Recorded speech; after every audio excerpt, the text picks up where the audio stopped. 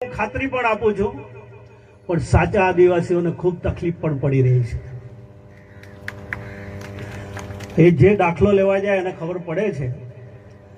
એટલે હું આવનારા દિવસોમાં ચૈતરભાઈ, આનંદભાઈ, તુષારભાઈ ચૌધરી, ગઈકાલે પરમ દિવસે કાંતિભાઈ ખરાડી પણ આવેલા હતા, તમે વાંચ્યું હશે.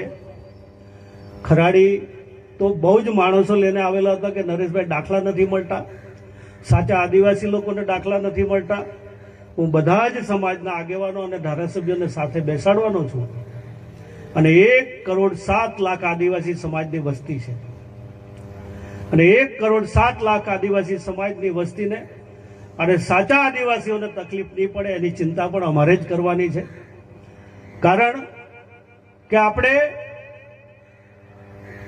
માંડ અમુક લોકો તો અત્યારે શિક્ષણ લઈ રહ્યા છે, જેની પાસે 7-12 પણ નથી, એવું પણ આપણી પાસે આદિવાસી છે.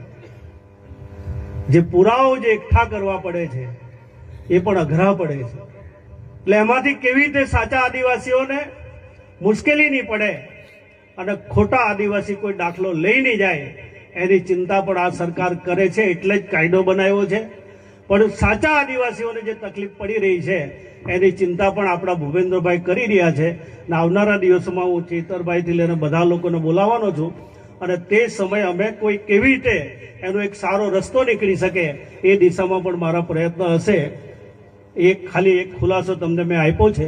ધન્યવાદ.